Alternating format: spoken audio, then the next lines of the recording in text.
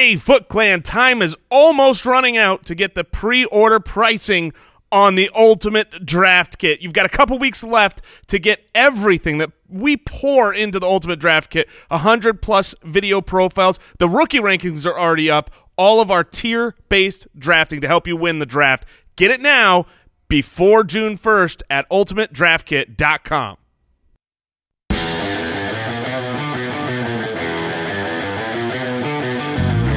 Welcome to the Fantasy Footballers Podcast, coming to you from Draft.com Studios with your hosts, Andy Holloway, Jason Moore, and Mike Wright. Welcome in. Tuesday, May 15th, 2018. What a great show today is going to be. Have you already heard it? What kind of word order is that? I'm back from the future. And let me just tell you, I mean, the amount of things that are going on today's show are big. Perfect. They're perfect. Before you turn it off, because I know most of the time you just wait for my intro and then you turn it off. Before you do that, click. You just want to see if the voice cracks or not. Big announcement on the show momentarily. I'm going to put it right there. Big announcement coming up. Today's show is great. We've got Regress or Impress with an absolute doozy of a sound drop to introduce that segment. So prepare yourself for that. The worst. And so we'll talk through some players that had out of the ordinary years, maybe breakout years you could define them as, and discuss whether we think they're going to regress back to maybe their career average or continue to impress you with otherworldly numbers, which, you know, a lot of the times people assume regression for a lot of players, so maybe they're a steal in your fantasy draft. Big announcement number one. This isn't the big announcement. This is a big announcement. This is just one of. Medium. This show. Medium announcement coming up. Ordinarily, this is a big announcement, and it is a bit of a medium announcement today. The rankings, our initial 2018 rankings are up on the website. I'm so excited to have those up because of what it means. We don't just rank these guys, you know, oh, this guy's 5. I feel like I was on an episode of Planet Earth right there. Yeah, an exotic bird. A bird flew down.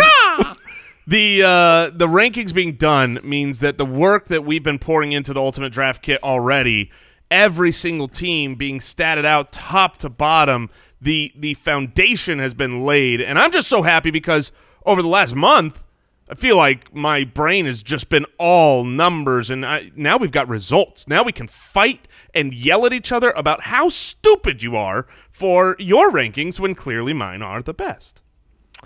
Well, accurate. Yeah, there you go. We'll see about that. Yeah.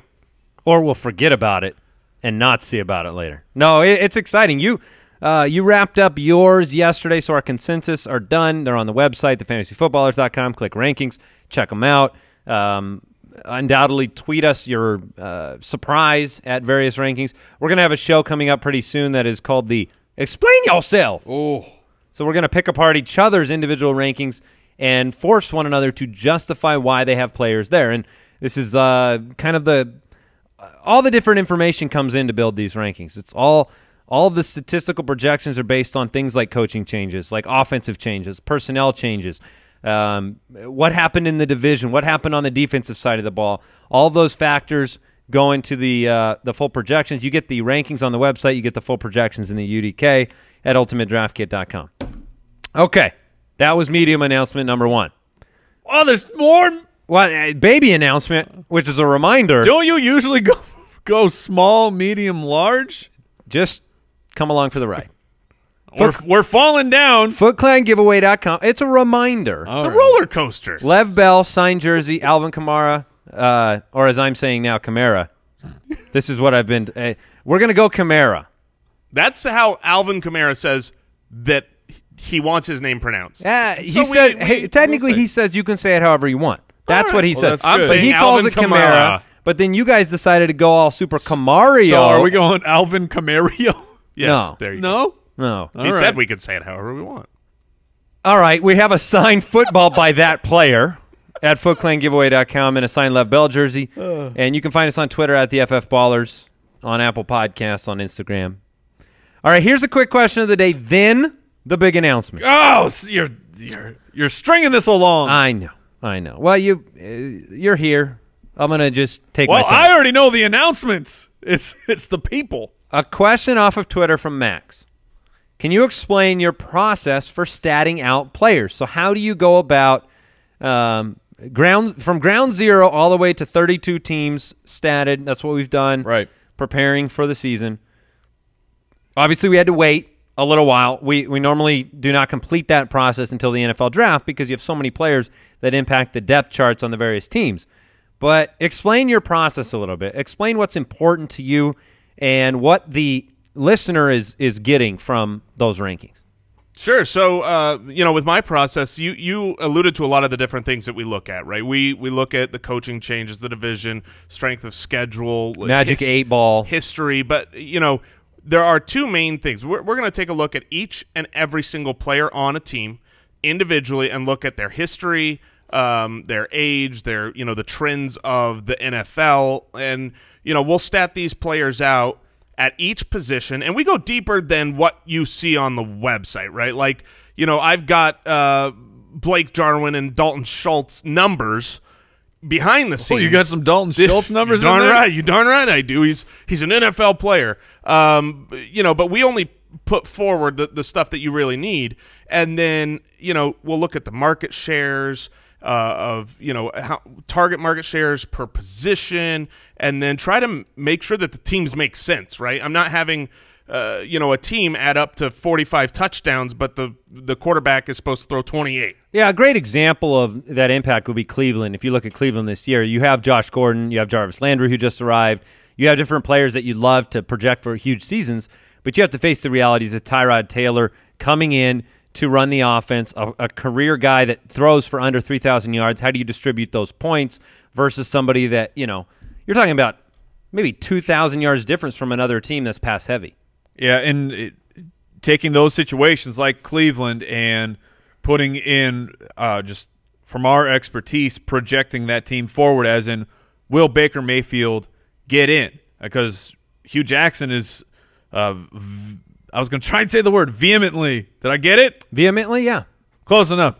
Saying that Tyrod Taylor will be the starter, I don't buy that at all. Just because of my experience with the NFL, quarterbacks taken in the first round, I think that Baker Mayfield will get in.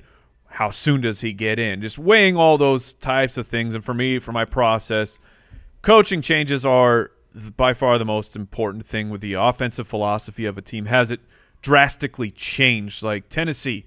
The Tennessee Titans were running some the exotic smash mouth, little John Foxian, little Jeff Fishery type of football. And I think that LaFleur, coming in from that Sean McVay coaching tree, I think he's going to shake things up pretty drastically for the Tennessee Titans. Sean McVay and Kyle Shanahan coaching tree. I mean, you got a good pedigree there for some cool offense in Tennessee. That's right. A guaranteed 1,000 yards from Corey Davis.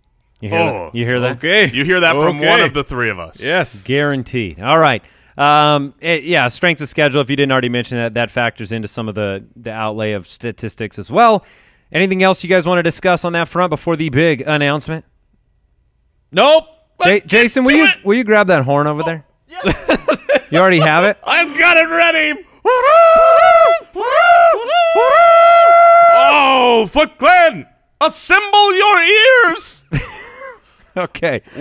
We are proud and excited to announce officially. Now, I teased this at times and been scolded for giving it away a little bit. You may have already heard this announcement, but now this is the official. This is the day where it matters. Yeah. This is the official announcement of the Fantasy Footballers Fantasy for the People Tour, presented by Draft. Yeah, we're going hitting out the road to the people, and this is coming up soon. You mentioned some of it, but you didn't even mention one of the biggest cities. New York City is going to be in this tour. Minneapolis on June 21st at Cedar Hall. Philadelphia, July 26th at the Trocadero Theater. Trocadero Theater. New York City, July 27th at the Music Hall of Williamsburg. Dallas, Texas, July 13th at Canton Hall, which, by the way, will be kicking off the National Fantasy Football Convention. And then back home in Phoenix, August 24th at the Crescent Ballroom, a tour for you, for the Foot Clan. For the people. We're going to do some live podcast tapings all around the country. We invite you to come out, to hang out with us. We did 2 events last year. Yep. Very fun. Great to spend time with the listeners, and a cool opportunity to come out and see us live and be a part of it. You are actually a part of the podcast. Yes, you will be Your on the questions podcast. And it's an amazing time. It's a lot of fun. But the important thing right now is that now is the time. You can actually draft is allowing a basically before the tickets go on sale, a lottery to be able to get tickets. An exclusive ticket pre-sale lottery, Jason. That's so well worded, Mike. Thank you. So the general on sale is going to be Friday, so you can act now beforehand to enter the exclusive ticket pre-sale lottery. All you have to do is sign up for draft at draft.com/ballers. That will give you every bit of information you need to get involved, get tickets, come out and see us before everybody else gets a chance to get them. Check it out, draft.com/ballers, to enter the exclusive pre-sale lottery before the general on sale on Friday, which will be at ballerslive.com. Does that sound fair? That's a full? Sounds perfect. Going to be freaking awesome. Get your tickets while you can, because we want you there. Yeah. All right. Well, without further ado, let's get into it. That don't impress me much. Shania Twain will not be at any of the events. Wait, what? Cannot confirm or sorry. deny. I'm sorry. She could be. I'm a DMer. You're going to DM her? Yeah, have you ever... I'm guessing you wrote her a few letters in your teenage years. That's what I'm guessing, Mike. I may or may not have. You know what she said to him? That don't impress me. At least she sang it to me. Yeah. Yeah. Okay. Getting back into the show. Let's start out at the quarterback position. Regress or impress? Phillip Rivers. Oh, Phillip. Very impressive season. Ended up number 8 overall. You saw things start to work between him and Keenan Allen as the season went on. That connection. You have Mike Williams there. Year number 2 for Mike Williams. A very It's more like year number 1 almost for Mike Williams. yeah, but another year in the Sure. system. More opportunity. And then you have a good defense on that roster. So what do you expect from him last year? 4,500 yards, 28 touchdowns, 10 interceptions. I was laughing when I was going through and statting Phillip Rivers, looking at his numbers. 18 rushes for a total of -2 yards. I believe that is, 17 or 18 kneel downs? Is that where we're at? Something like that. Phillip Rivers is he's kind of difficult for me because historically Phillip Rivers has been an awesome fantasy quarterback. And often undervalued. Yes, very, very frequently. But the past few years, since 2013, he really has 2 great years where you were able to stick around with Phillip Rivers. There is a common thread between those 2 years. 2013, when Phillip Rivers was the quarterback 6, that was Keenan Allen's rookie year, where he exploded and was an absolute freak show and a monster for that team. Then he did not have Keenan Allen for 4 years, 12, quarterback 14. That's where Rivers finished. Last year, quarterback 8. Oh, what do we have here? Keenan Allen, healthy for the entire year and absolutely dominant. So it's a question of, for me, the Phillip Rivers question is directly correlated to what do you believe about Keenan Allen? Is he going to stay on fire like he finished the year, or will we go back to low yard per catch type of a performance from Keenan Allen? Yeah, I will say this. When I think Keenan Allen stays healthy, most of his injuries in the past are more of the freak type nature, not the repetitive. Oh, you've got a foot fracture that is going to come up again and again, or a pulled hamstring that you can't get over for a while. That's not the type of injuries he's had. So I think he's going to have a good year. The problem that I have, and also in Phillip Rivers' favor, is the fact that last year they had a very easy path against the run, and this year it's going to get much more difficult. Mike, that must excite you for your Melvin Gordon hatred. However, Andy, you alluded to it. I think their defense is really good, and what they did in the draft helped themselves out a lot. They got exactly the pieces they needed. So I think that if the team itself is not needing to score as much, that might hurt Phillip Rivers from needing to air it out. They were in a lot of close games, a lot of games that, last year they lost that they were in and, had to be throwing the ball at the end. And I could see that change a little bit this year. So when it comes to regress or impress – yeah, I guess I never gave my official answer. I think from the quarterback 8 spot he finished at last year, a slight regression is where I lean, even though I still really like Phillip Rivers this year. I think he will be undervalued in drafts. He'll be a late-round target because you're going to be able to get him super late. I'm with Jason. But I don't think he'll go up. But my assumption is he's in this list, and maybe Brooks put him in there because the eyes fell out of his head when he saw that I had Phillip Rivers ranked as my 4th best fantasy quarterback in 2018, at least right now. Look, last year was a great season for Phillip Rivers, 4,500-plus yards. You cannot complain about that. I think the wide receiver core is great. Allen, Williams, Tyrell Williams, Travis Benjamin. I mean, big play opportunities, 600-plus yards of receiving from the running back position. Gordon catches the ball. Eckler catches the ball. Hunter Henry gets to take the reins. Yes. Stretch the field more than Gates did. He's a 13-yard-a-catch type of tight end. So I think the Chargers are going to be one of the best teams in football. I'm talking top 10 team. And I think that's going to translate to the production at the quarterback position. So I don't have any real fears of putting him in that category. He's finished, number 6 in 2013, number 5 in 2010. Last year he had 9 games with a quarterback rating over 100, which was his most since 2008. I think it's exactly what Mike said. It's amazing. When you give a good quarterback good receiving options, they play better. And Allen's one of the best in the game. Yeah. And so I think this is a team that's ready to succeed. To get, one of the things that I always hate and have hated in years past is playing against Phillip Rivers, because if he gets short fields, maybe they're not in as many shootouts. But you give him a short field, he's a touchdown monster. He will find a way to get it in the end zone. 28 last year, I have him up at 32 this year. So for me, it's an impress. For you guys, it's kind of a status quo or regress. Yes, but one more. But I don't read too much into the strength of schedule aspect to that. Sure, and I don't go over the top with any of the schedule stuff because it's all projections on too many moving parts, but I slightly factor that in. I will say with the Keenan Allen thing, they got more and more involved with that connection as the year went on. If you look at the second half of last year, it's a huge difference. The second half of last year on a 16-game basis, Phillip Rivers would have had 4,900 yards and 30 touchdowns with only 8 interceptions because he was just going, "Hey, Keenan. Hey, Keenan, what's up, Keenan?" And so, Andy, those are numbers that will finish where you're projecting him at top 4. So I wouldn't be shocked with that. All right, let's move on to a more royal interest here. Jared Goff. Last year, I was just imagining him actually as a king of a country. Yeah, I'm not sure I want that. Jared Goff ruling over the land. The people would be all about his marriage. They would just be the royal weddings. Yeah, that's coming up right now. Yeah.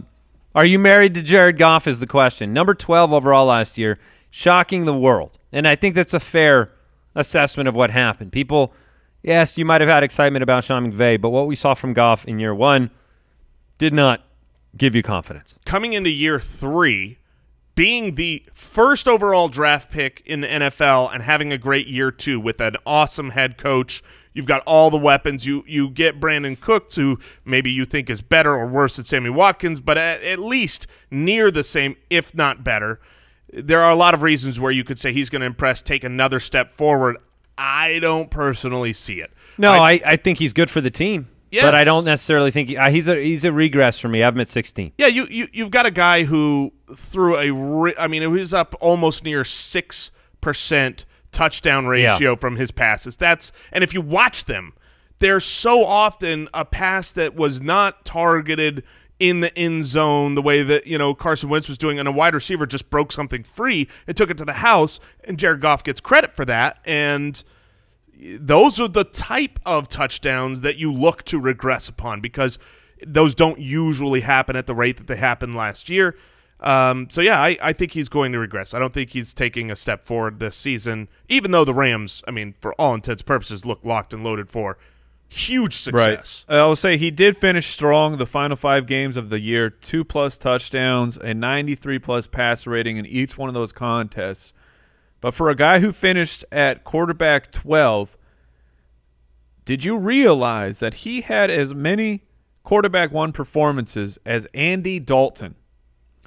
So just let that 3,800 wash over you. total passing yards is nothing that makes me, excited to put him in my top 12. And when you see that he had, is this correct, 9 fewer fantasy points against top 16 defenses. So he did not step up against tough defenses.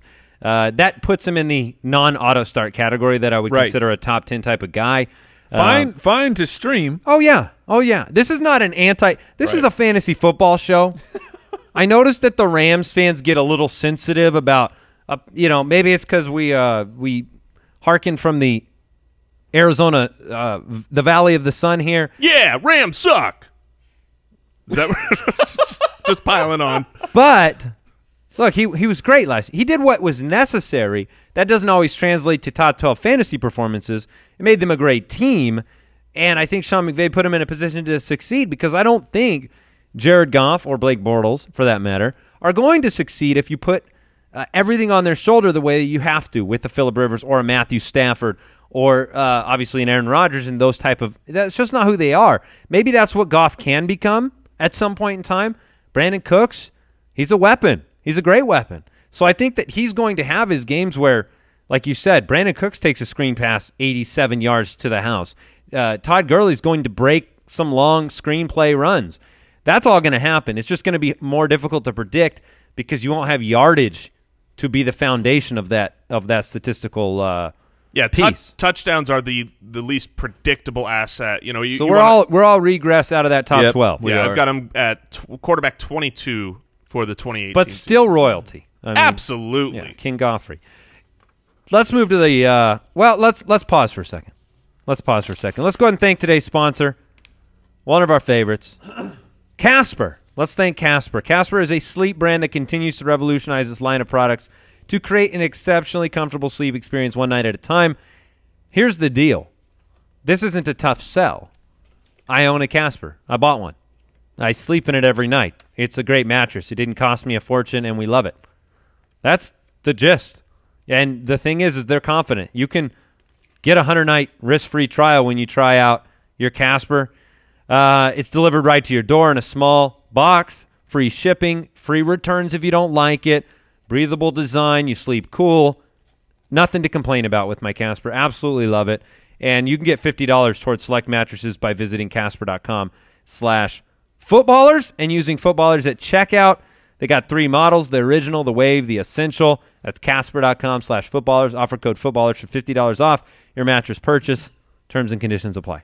And we'd like to thank a new sponsor of the show. And if you're on the YouTubes, you've already seen that Jason. I could barely contain Jason myself. is already in this. Thanks to Savage Jerky. The smell in here has been upgraded. It's beef jerky and bacon. Look, Savage Jerky was created out of a frustration with the lack of quality meat snacks, particularly spicy varieties. It offers all natural, handcrafted, and small batch jerky that is made. Very, very, very, very spicy. Yeah, I was going to get to it. It's made with ingredients that belong in a kitchen, not a lab. 13 varieties of beef. Wow, it really. I am getting the whiffs over here. Oh, so I have to good. be the reader, not the eater today. Check out their trademark flavors, Mojo. And they have this flavor called the Carolina Reaper Jerky. If you're ready to step up to the plate and take this challenge, I encourage you to do it. You'll never be the same. Andy.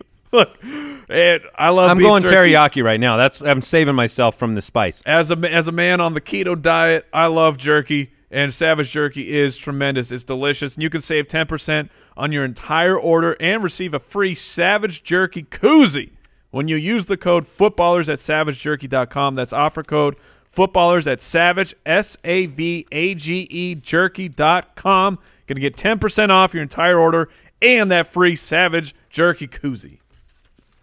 You're still chewing. eating. Do I need to take over? No, Hold on, I was just going to say the Fantasy Reaper endorses the Savage Reaper. Yeah, there you That's go. all I got. All right. I think this is one of the more polarizing players in fantasy to discuss this year. I'm excited to talk about it. Regress or impress? Dion Lewis, new running back for the Tennessee Titans. That offense you just alluded to, Mike. Different head coach. DeMarco Murray is gone. Dion Lewis was great last year. And yet, it's kind of strange. When you look at the impact he had for the Patriots, I feel like what you saw with your eyes and what you saw him do towards the back half of the season supersedes his actual point totals. He had 180 carries, 896 yards, 6 touchdowns on the ground, 32 receptions, 214 yards, 3 touchdowns through the air. But he was kind of a jack of all trades, able to get it done between the tackles. They pick him up in Tennessee. Last year in the number 14. What do you think? Dion Lewis is very tricky because, first off, staying on the football field has not been his specialty. I don't know if you guys realize this, but one, it was his first year ever playing 16 games. Okay, that's fine. Last year he had more carries than he had his first 4 years combined. Fresh legs, that's what I hear. And on top of that, yeah, 180 carries, that's nice. 28% of his carries came in those final 2 games. He launched from, he was getting about 13 carries a game when he took over. In those final 2 games, 24 and 26. You can't give Dion Lewis 24 carries or 26 carries a game. My question is, what will the split be in Tennessee between Dion Lewis and Derrick Henry? Because I do not think that Dion Lewis is going to get 13 carries a week unless you believe he can beat out Derrick Henry for the starter job. I see that in the realm of possibilities. I'm not going to project that. But how many touches a week can Dion Lewis actually get if he's not getting those 13 carries? You're hoping for Dion Lewis essentially to give you Alvin Kamara type of efficiency based off of depending, I should say, on his draft price. For me, he's a running back 2, a back end RB2.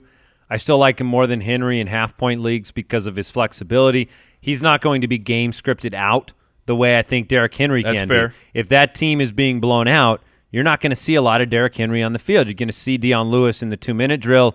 You're going to see Dion Lewis when the team is trailing, and so I think that gives him a higher baseline. But you're right. He's not going to get – I would not expect him to get more than, 8 or 9 touches on the ground? I would put him at 7, 8 carries a game at the most. Oh, I have him a little bit higher than that. I've got him closer to the 13 carries. I've got him with 175 total carries on the season.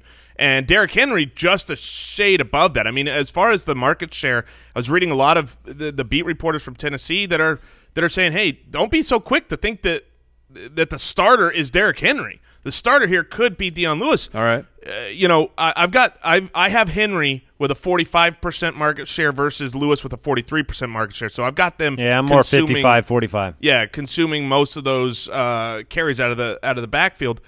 But again, Dion Lewis will be involved in the passing game. All that said, what you bring up at the beginning, Mike, is the most real. In the Ultimate Draft Kit, we have our risk ratings. Dion Lewis has one of my highest risk ratings because for him to be great, he needs that kind of work, which I think they're going to try to give him. But then he has to stay healthy with that kind of work, and everything from history says probably not going to happen. So I don't think he's going to impress to the tune of being higher this year than last year's running back 14. I've got him with a lot of usage, and he's still only the running back 21, but he's also one of the most injury prone guys this year if they're going to give him the workload that they're talking about. So all things considered, will I draft Dion Lewis? Yes, because his value right now where I've seen him, I think he's going to get off to a hot start. I just don't want to be holding the potato when it gets too hot. It's like hot potato, and he gets injured, and he's on my roster. Where is the heat It's the game of hot potato. You got to, you shift them around. But the potato starts hot in hot potato. It doesn't just – you're like the Human Torch. The heat comes from how good he's going to be when he's healthy. Oh, he's okay. gonna be There's a fire in the potato that eventually gets too hot to handle. Kinetic injury, exactly. It's just vibrating. I don't want to be left. He doesn't want to be holding the potato, Mike. I don't want to be left with the bill. Is that a better analogy? At the end, it is ironic because you normally want the potatoes. I mean, I'm a big potato fan, especially if it's a sweet potato. No, you get out of here with Brooks.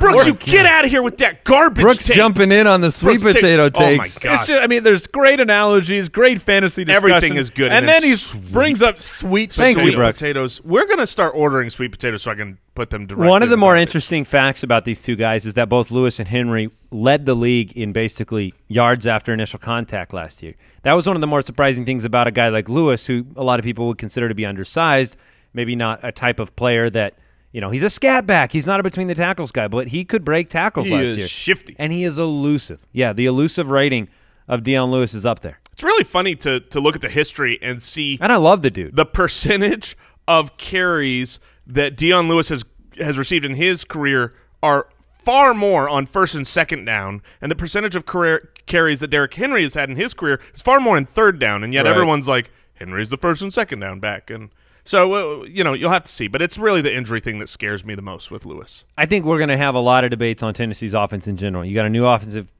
mind coming in and head coach. Love You've got Mariota new this year. pieces, and not enough to give Corey Davis love, though, Jason. I You give don't love Corey him Da- enough to give him love. I doubled what he did his rookie year. Oh, that's not love. Yeah, that's the point. Doubling that is still not very good. All right, let's talk regress or impress.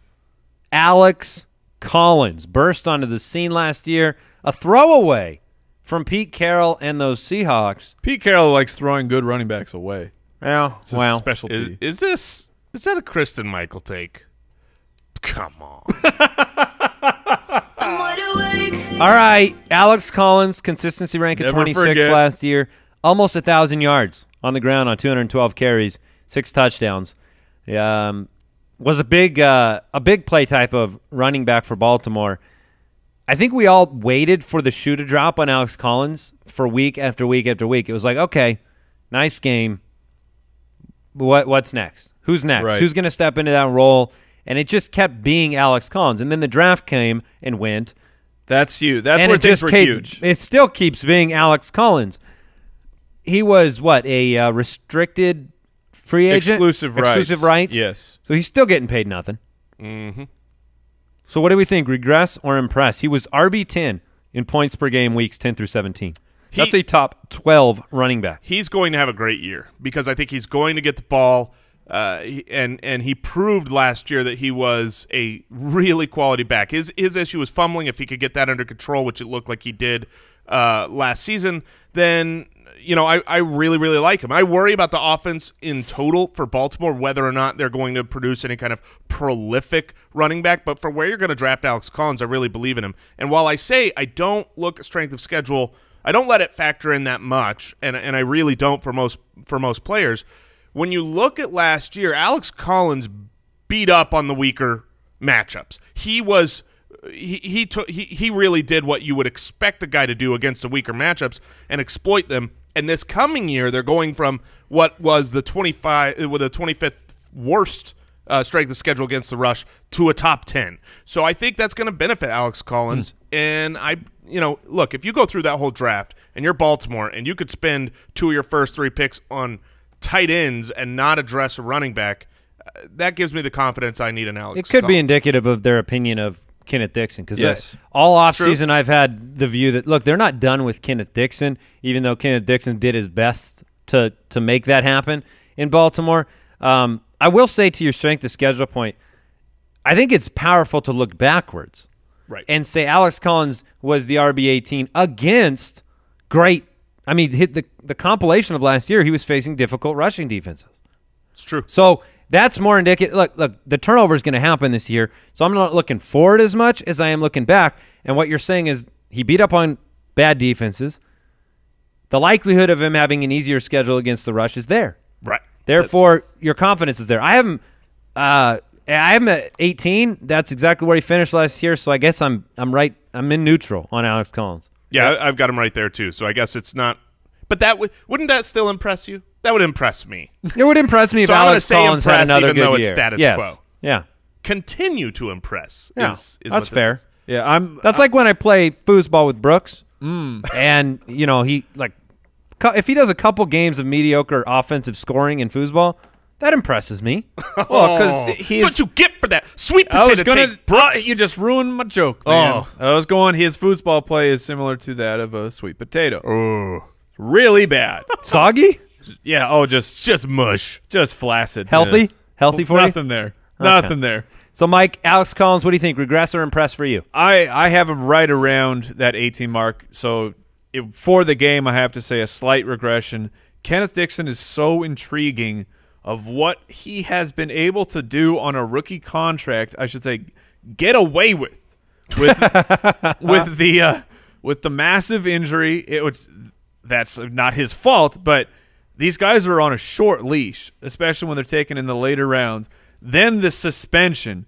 I mean, everything surrounding Dixon has been bad news. That we've seen players just sent to the parking lot for a not nearly as strong of creating situations for your team. But here he is. Danny Woodhead has retired.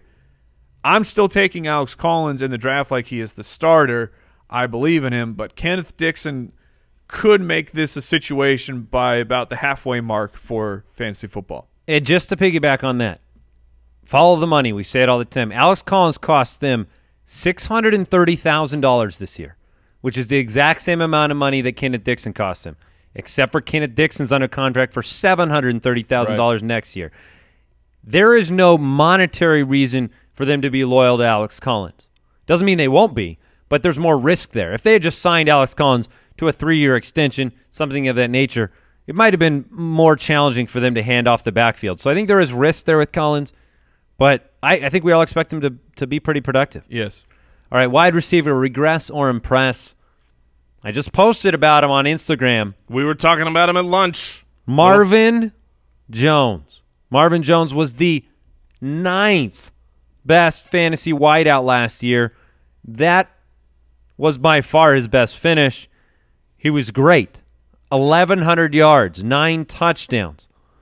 What do you think about Marvin Jones? Stepped up against top 16 passing defenses. Outperformed Golden Tate.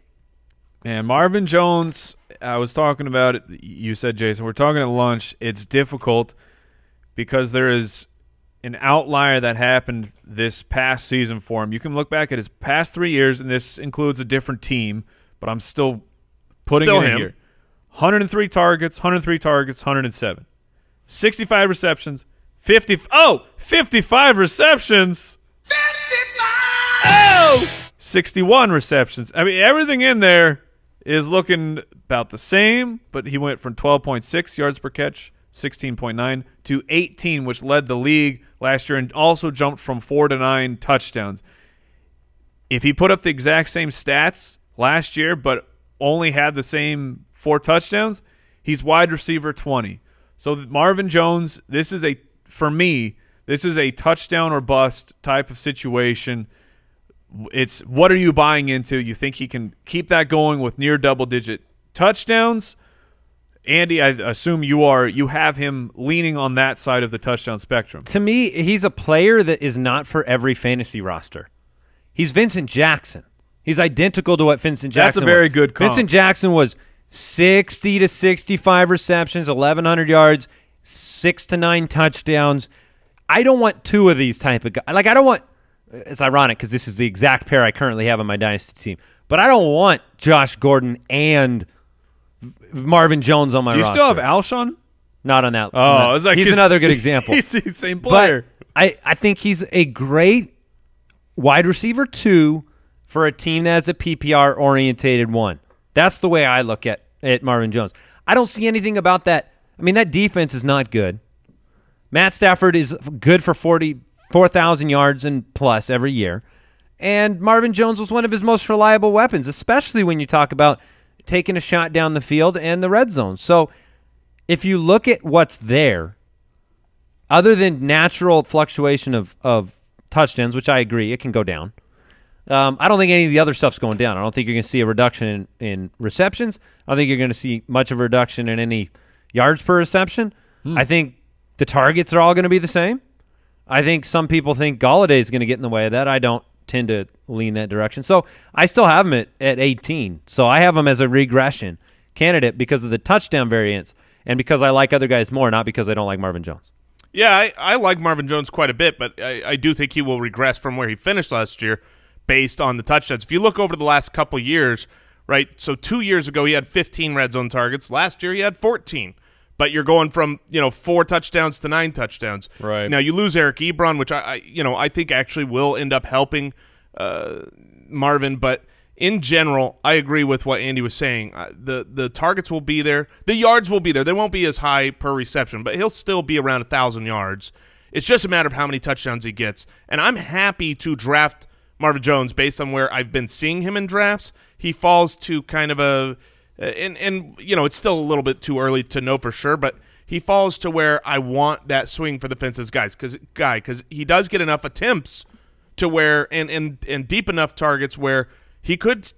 It's not out of the realm of possibility that he gets another 9 touchdowns. And if he does, then he's a top 10 wide receiver. Yeah, I think last year you also saw a product of there are 5 wide receivers I have ahead of Marvin Jones this year that didn't have the ability to be last year. So I think that's why he finished at 9. Odell Beckham Jr. was hurt. T.Y. Hilton didn't have a quarterback. Amari Cooper is somebody I have ahead of him this year. Juju, Smith-Schuster, and Allen Robinson, who was hurt all year. Those 5 players, none of them are an indictment on Marvin Jones' ability, but it's kind of like the tight end season we saw a couple years ago with Kelsey. He got to the party because other people lost their invitations. Yes. Thank you, Mike. You understand this so well. I'm there. All right, we're moving on? Yeah. All right, you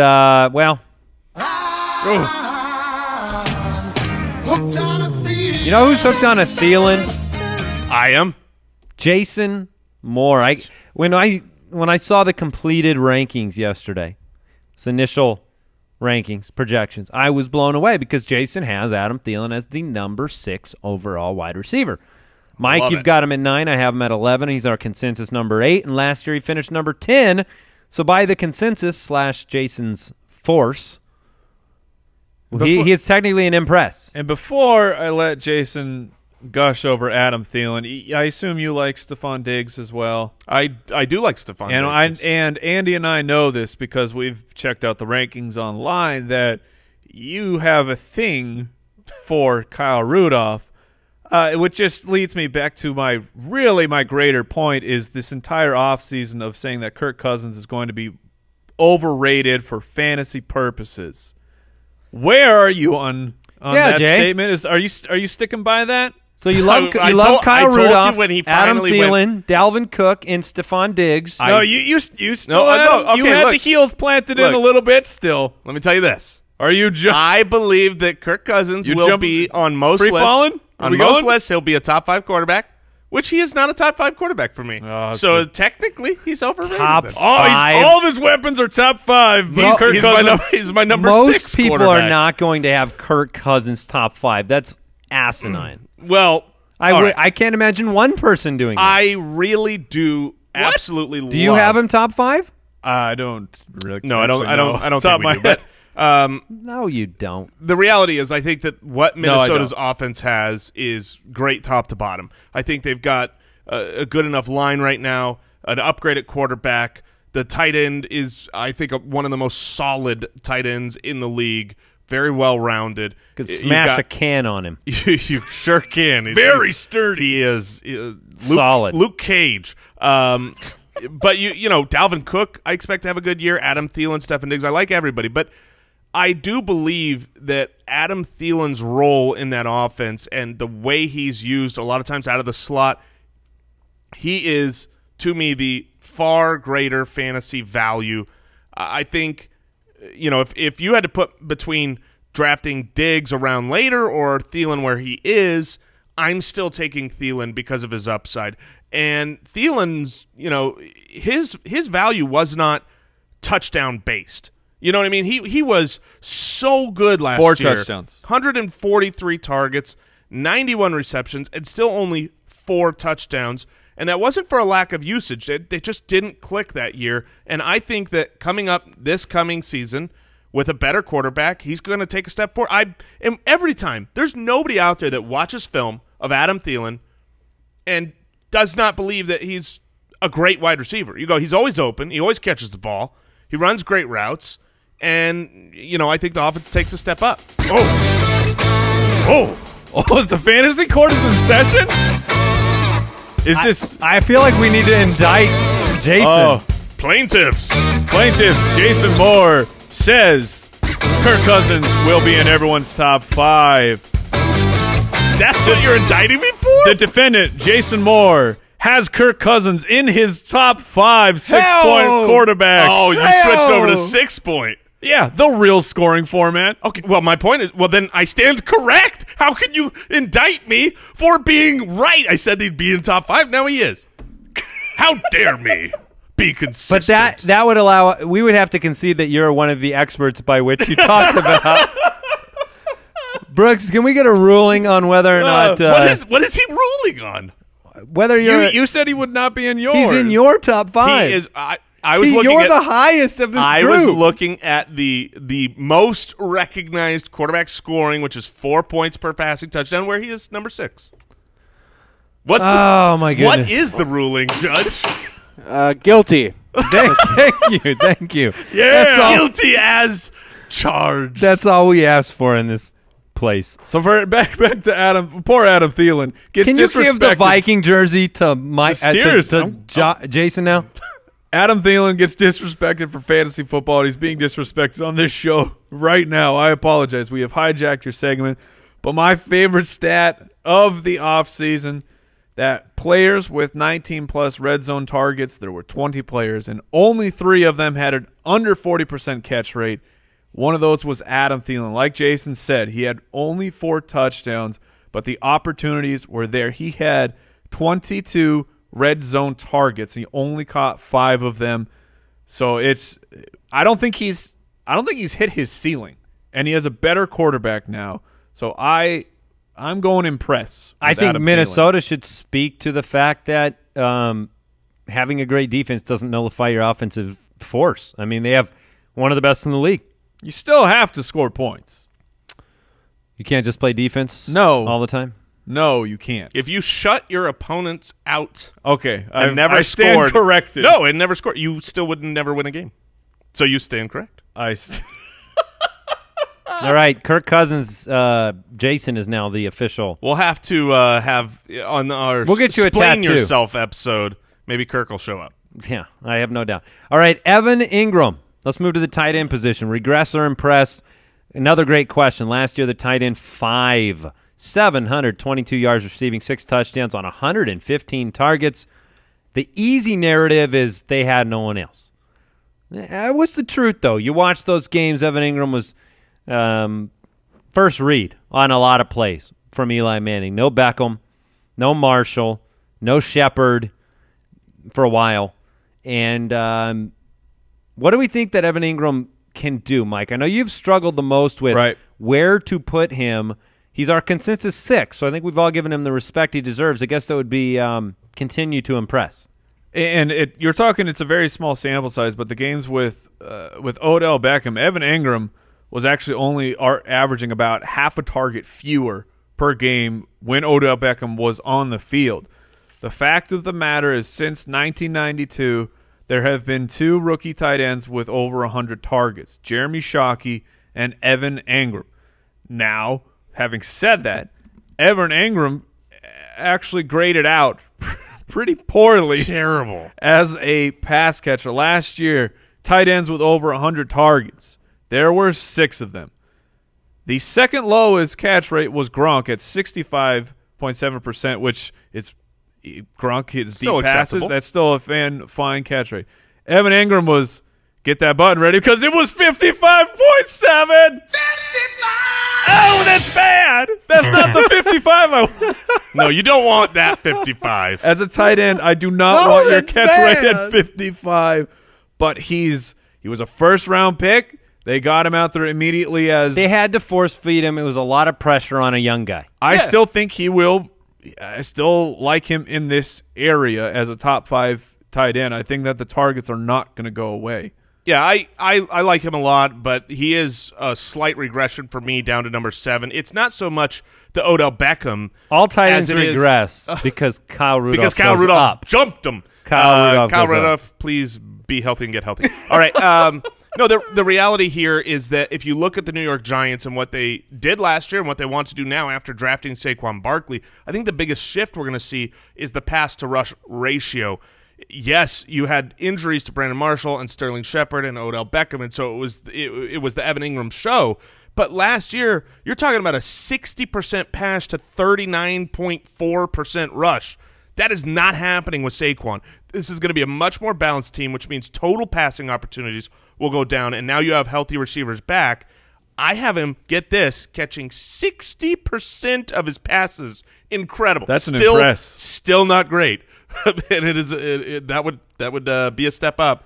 But the targets are going to go down. So I have a hard time having him as a top 5 tight end. All right, this one we're going to have some debate on. Regress or impress, Jimmy Graham, tight end for the Green Bay Packers. Last year, he was the 4th-ranked tight end. The year before, he was the 4th-ranked tight end. Jimmy Graham hasn't been able to run in 3 years. He's still finished at number 4. That's where I have him this year. You guys have him much lower, and so I'm going to start this because I know I'm not going to get to finish it. Look, these NFL GMs, they're not fools. They're not trying to pay for old Jimmy Graham. They're buying current Jimmy Graham, and current Jimmy Graham is still a freak athlete and a goal line monster. Nobody's better in the red zone than Aaron Rodgers, and you got to distribute Aaron Rodgers' 30-plus touchdowns somewhere, and they're not all going to Devontae Adams. I love Jimmy Graham. I think they spent the money because they're going to use him, and I don't have to appropriate thousands of yards to Jimmy Graham for him to be a top 5 tight end, so I've got him at 4. I like him there.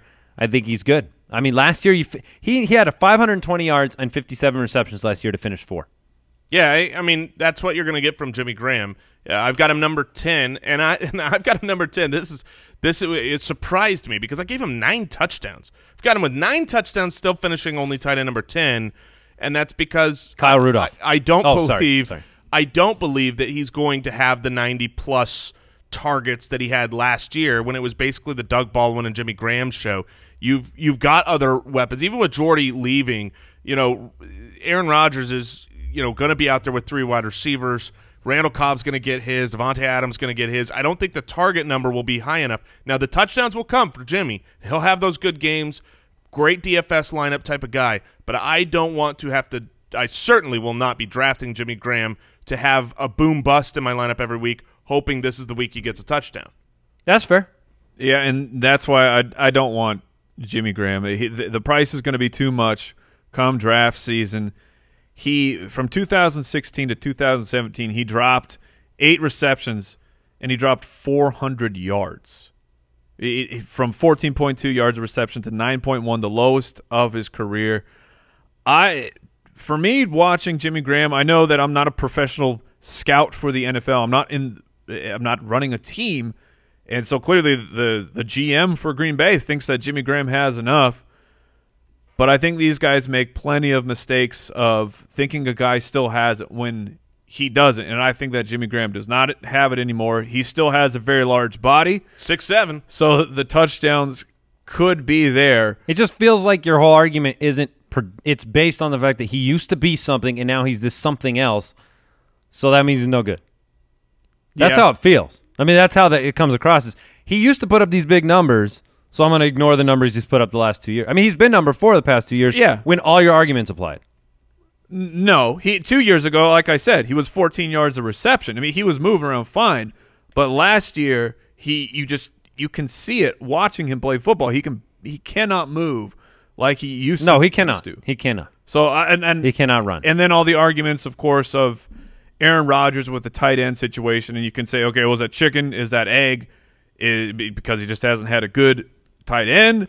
His best tight end finisher was Jermichael Finley in 2011. He finished as the tight end 6. A lot of people were excited about Martellus Bennett. Yeah, and Martellus Bennett. A lot of people were excited about Jared Martellus Cook. Bennett averaged over 4 targets a game while he played for them. So, yeah, that's not the end of the world. I'm not relying just on that argument, but I don't want Jimmy Graham on my team. That makes sense.